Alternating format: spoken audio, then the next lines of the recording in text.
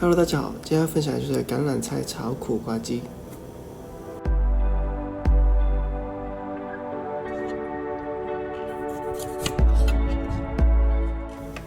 先把苦瓜清理干净，然后把种子去掉，之后再把苦瓜切成条状。对了，大家订阅了这个频道吗？如果没有的话，记得订阅，还要点击旁边的小铃铛。如果有新的影片的话，就会第一时间收到通知了。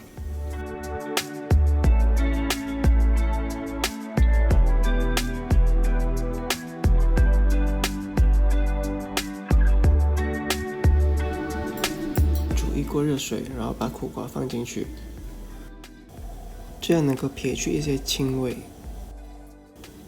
当水再次滚的时候，就可以把苦瓜捞出来了。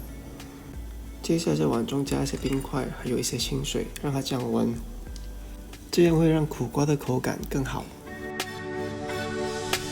接下来就是把鸡肉放在同一锅的热水中，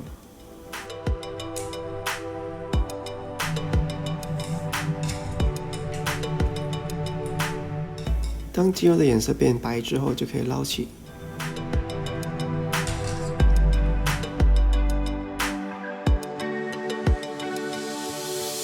接下来进行烹煮，准备一个锅，加入2到3勺的橄榄菜，先翻炒一下，让它爆香。之后就加入苦瓜。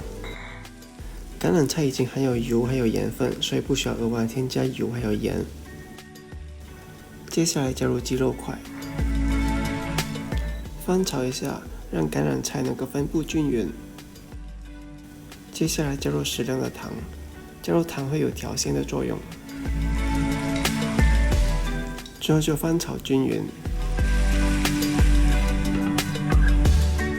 把锅盖盖上，焖5分钟左右，或者是焖到苦瓜变黄为止。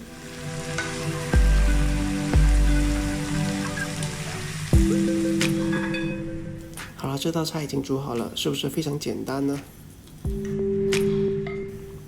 如果你喜欢这影片，记得点一个赞，还有分享给朋友。如果有什么疑问或者什么意见的话，可以在影片下方留言。谢谢大家观看。